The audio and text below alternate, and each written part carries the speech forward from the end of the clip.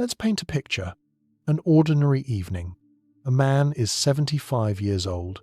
He is a widower, living alone for probably 10 years. His daily life is as simple as a wooden table. Wake up, breakfast, a walk, the news, sleep. No excesses, no fuss. All his life, while he had the strength, he worked. He built this foundation brick by brick, denying himself many things so that today he could have what he has: peace, his own sanctuary. And now, imagine this.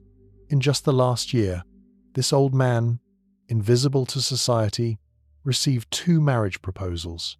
Think about that. Twice. The first lady, wasting no time on curtsies, stated plainly she was interested in the level of his pension provision, a honesty that sends a chill down your spine, but for which she could at least be respected. The second acted more subtly, softly, enveloping him in words like a spiderweb. But he, a man battered by life, saw the essence through this sweet fog. She didn't need him. She needed his house. Look at him closely. He is not a Hollywood star. He doesn't sit on boards of directors. He doesn't wear Italian suits. He is simply a man who has lived long enough and correctly enough to become a resource. If you are around 60, if you have paid off your mortgage, if you have a stable income and no debts, listen to me very carefully. You are next.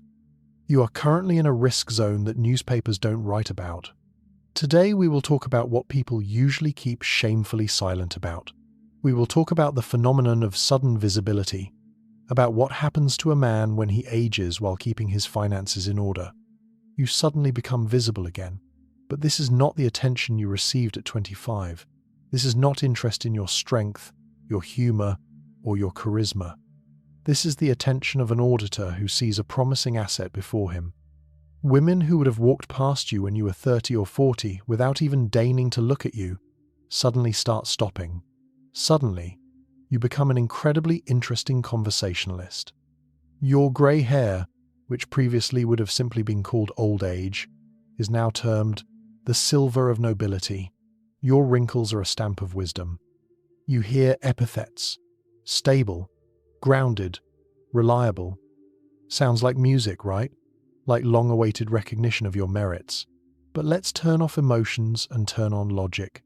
Let's translate this into the language of harsh reality. These words mean only one thing. You have what is vitally necessary to them. And, unfortunately, it is exactly what they could not or did not manage to create for themselves. I don't want you to turn into a cynic who sees an enemy in every shadow. It would be foolish to claim that every woman over 60 is hatching a devious plan to seize your property. No, the world isn't black and white. But there are enough stories where the finale turns out tragic for the male wallet and nervous system for you to start exercising healthy caution. Because those who play this game professionally know your weakest spot. They don't hit you in the forehead. They enter through the door you always keep slightly ajar, through your loneliness. Let's be brutally honest with ourselves. As men to men, what does this loneliness look like? For decades, you were a function. You were the one who brings the money, who fixes the faucet, who solves problems, who takes the family on vacation. You were a mechanism that ensured movement. Perhaps after a divorce, or after the children grew up and moved away, or after the passing of a spouse, you found yourself in a vacuum. You didn't disappear physically. You occupy space. You breathe. You go to the shops. But you became transparent. You walk down the aisles of the supermarket, and people look through you. You sit in the park, and no one sits next to you. Even at family gatherings, you often feel like furniture, comfortable, familiar, but evoking no lively interest. This isn't just sadness. It is the erasure of personality. And this state does terrible things to the male psyche. It creates hunger. And so, when someone finally notices you, when a woman smiles, holds her gaze a little longer than necessary, laughs at your perhaps not so funny joke, casually touches your shoulder, it acts like a glass of ice water in the desert. You don't ask where this water came from. You don't check its chemical composition. You simply drink. You drink greedily, choking on it, afraid the source will run dry. This is exactly what the bet is placed on your emotional hunger. But before we go further, allow me to cite one detail, one statistical reality that explains the motivation of the huntresses better than any psychological theories. Women retire with, on average, 40% less funds in their accounts than men. 40%. That is not a pothole, that is an abyss. We can spend hours discussing the reasons: maternity leaves, the wage gap, choosing less stressful professions, higher spending on beauty and household. There could be a million reasons. But right now, we are interested not in sociology, but in consequences. This financial gap is real. It doesn't disappear by magic when the candles on the 60th birthday cake are blown out. Heating bills arrive with frightening regularity. Medicines get more expensive. And ahead looms the prospect of living another 20 or even 30 years. What is a person to do who looks into their future and sees a financial void? The instinct of self-preservation suggests the only correct solution. One must find someone whose financial foundation is solid. One must find a partner one can dock with. This isn't villainy in the classical sense. It is arithmetic. Cold, practical arithmetic of survival. The only problem is that this equation is solved at your expense. But no one shows you the terms of the problem before you sign on the dotted line. How, then, to distinguish sincere warmth from cold calculation? How to understand the difference between a woman looking for a soulmate to watch sunsets with and one who is already mentally changing the curtains in your bedroom and writing her name into your insurance? That is exactly what we will break down now, step by step and without illusions. It is important to understand one thing. Most of these women do not consider themselves scammers. In their worldview, they are victims of circumstances who are simply seeking safety. Perhaps they relied all their lives on a husband who is now gone, or they didn't know how to handle money, so now they are forced to adapt. Humanly speaking, their fear of poverty is understandable, but that does not mean you are obligated to become a volunteer who covers this misfortune with savings accumulated over 40 years of labor. Understand the psychology of the process. She comes to you not because you suddenly became Apollo, or she discerned your deep soul, but because you personify the one thing she does not have: a secure old age. You are not quite a person to her. You are a pension fund with a pulse. And however unpleasant that sounds, this thought should sober you up. Why you? Why not a young, hot guy or a similarly poor romantic pensioner? Firstly, you are grateful. After years of invisibility, any interest is perceived as a gift from above. You feel that you have finally been appreciated, and this gratitude flings the doors of your home wide open. Secondly, you belong to a different generation and are less suspicious than 30-year-old guys raised in the era of cynicism. You want to believe in the best in people, believe that she likes you, not your bank account, and in this situation, your humanity is your main vulnerability. Thirdly, and this is the most uncomfortable, darkest part, you are closer to the finish line. I say this not to induce gloom. It is part of the business plan. She doesn't need to tolerate your habits for 50 years. She just needs to outlive you. And statistics inexorably say that she will succeed. One man shared a story that etched itself into my memory with its banality. After just a few months of dating, over dinner, while pouring tea, his companion casually asked about his will. She solicitously suggested, "Since we are so close now, maybe it's worth reviewing the papers so we are both protected." Think about the audacity of this moment. Hardly any time has passed, and she is already trying to transplant herself onto the soil of his assets. This man was smart and left immediately, but how many men would have stayed, thinking, "What a caring and practical woman." This is how camouflage works. Predatory behavior masquerades as domesticity. But knowing why is not enough. You need to know how. Let's move to specifics. 5 signs that she is here not for your eyes, but for your assets. I am not talking about vague feelings. I am talking about concrete actions that can be noticed if you take off the rose-colored glasses. Sign 1. Audit. Instead of a date, Recall your first meetings. What do you talk about? Normal people talk about tastes, childhood, dreams, favorite movies. The schema works differently. You are on the second date, drinking coffee, and somewhere between discussing the weather and the taste of the dessert, she inserts the question, "Are you fully retired now? The house, I take it, is yours, not rented." The question itself might be innocent, but watch what happens next. If you answer evasively, does she change the subject or start digging? "Oh, your own house with no debt? That's such a rarity these days. Are utilities expensive? Does the pension cover everything? Do the kids help, or are they on their own?" She isn't maintaining a conversation. She is filling out a scoring questionnaire in her head. She is evaluating the profitability of the project called You. If you start getting scanned for solvency before she learns if you have a nut allergy, this isn't curiosity. This is comprehensive due diligence before a merger and acquisition. Sign 2. A game with one goalpost. Here is a question every man should ask himself looking in the mirror. What does she have to her name? Not in terms of her inner world, but materially savings, real estate, a safety cushion. The scenario is almost always the same. She is nearing 60. She has no assets, no plan, but plenty of beautiful talk about how we will build a life together. But let's turn on the cynicism. You built your foundation for 40 years, and what exactly does she bring to this partnership besides her physical presence? Waking up at 75 and realizing you have become the sponsor of someone else's comfort, receiving just company in return, is a prospect far colder than any of my words. Even more dangerous is if she brings negative value, hidden debts, maxed out credit cards, or a mortgage for a home already lost.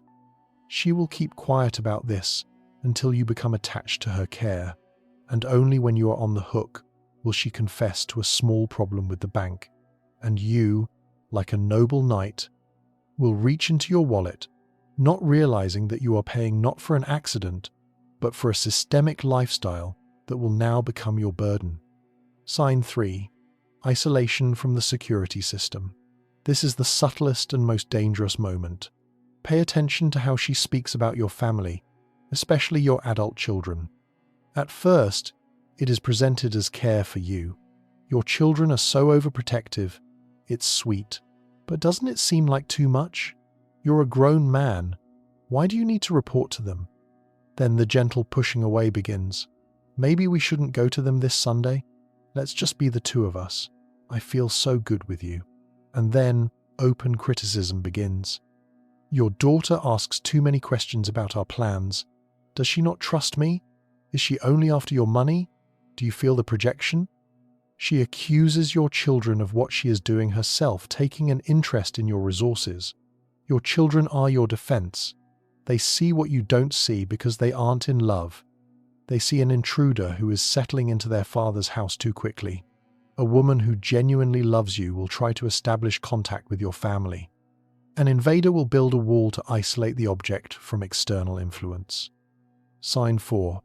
Obsession with paperwork. In relationships tested by decades, talk of joint property is normal. But if you've known each other for 6 months, and she is already discussing legal nuances, this is an alarm signal the size of a skyscraper. Her goal is the property deeds. This is the grand prize. Listen to these phrasings. Honey, if we are truly a family, why is everything separate? I feel like a guest here, and I want to feel like the mistress of the house. What if something happens to you, and I get kicked out onto the street the next day? She plays on pity and on your decency. She makes you feel guilty for being prudent. History knows thousands of examples where a man, in a fit of emotion, wrote a new wife into the house documents. It seemed like just a formality, a gesture of trust, but when he was gone, the children were left with nothing. The house went to a woman they had barely known for a year. Remember, paper is power. Do not give away this power just to see a smile on her face tonight. Sign 5. The perfect timing of the vulture. When did she appear in your life? Recall that moment. Immediately after your wife's death? Immediately after a difficult divorce? Immediately after you were discharged from the hospital after a serious surgery? This is not a coincidence. These are moments of your maximum vulnerability. When you are in pain, when you are scared, when the house is unbearably quiet, you are open. Your defenses are at zero. And professional huntresses know this. They monitor obituaries. They listen to gossip. The woman from the next entrance who brings pies 3 days after the funeral. A longtime acquaintance who, accidentally, called exactly when you were left alone. This could be sincerity. But ask yourself, where was she a year ago? Where was she when everything was fine with you? If she appears on the ashes with open arms, this isn't fate.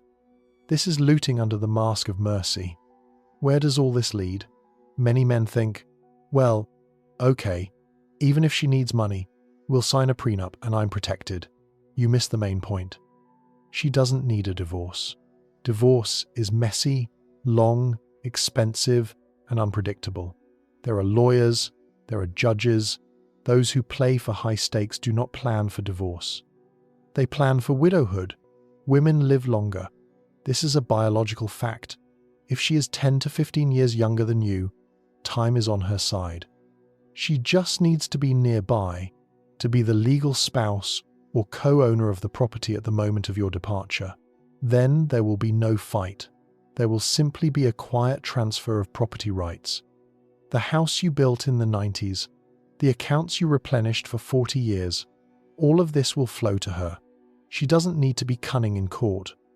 She just needs to stand in a black dress with the right folder of documents in her hands. And the most confusing part of all this is she might be genuinely kind to you all these years. She will cook delicious dinners. She will iron shirts. She will take care of you when you get sick. None of this cancels out the fact that this is an investment project. You can tend a garden because you love flowers, or you can do it because you plan to sell the harvest for a profit. Outwardly, the actions are the same. The motivation is different. She is not a comic book villain. She won't laugh a sinister laugh while you sleep. She is simply a practical woman who solved her problem at your expense. And most likely, she has already justified herself to her conscience. I deserve this. I had a hard life. I gave him good final years. This is fair payment. Your defense strategy. So what to do? Lock yourself in a bunker and become a hermit? No, the goal is not to refuse interaction, but to regain control and not confuse illusions with reality. First, time is your main filter. A scammer, even a subconscious one, has deadlines. She needs to secure her position and get guarantees before your critical thinking turns back on. Therefore, radically slow down, date, walk, go to the movies, but no living together for at least a year, no joint budgets for 2 years, and no registry office. Watch how she reacts to the refusal to move in. If she needs you, she will wait, but if she needs your resource, she will start pressuring you or disappear. Time tears off any masks. Second, use family as a litmus test, reversing the isolation situation and insisting on communication with your children. They are not jealous. They just look at things more soberly, and one phrase from your daughter like, "Dad," she asks about money too often, can save your fortune. Do not strike a pose of offended dignity, but listen. Your family is your external intelligence. Third, conduct a counter audit. If she allows herself to ask about your house and pension, you have every moral right to ask about her finances. My dear, how are your savings? Do you have any debts?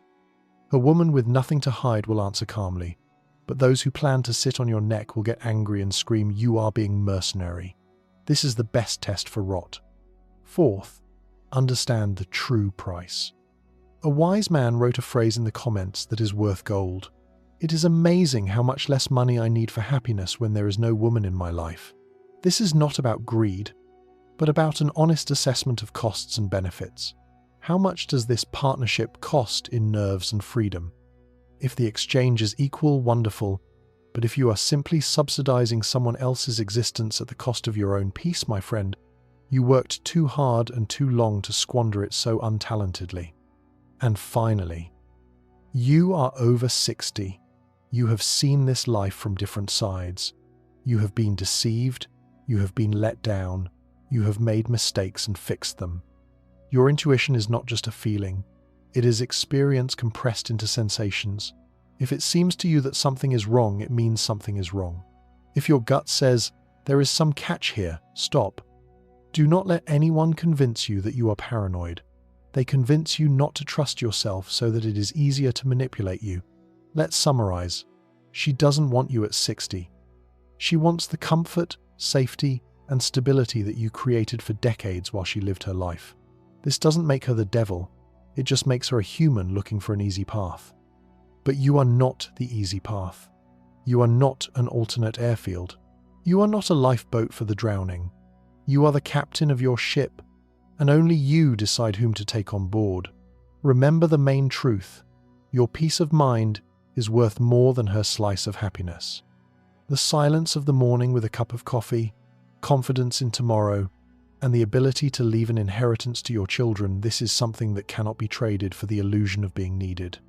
If you felt that these words are about you, hit the like button. Not for me, but so that the algorithms show this video to other men. Perhaps for someone, these 20 minutes will save the rest of their life. Write in the comments if you have encountered such huntresses.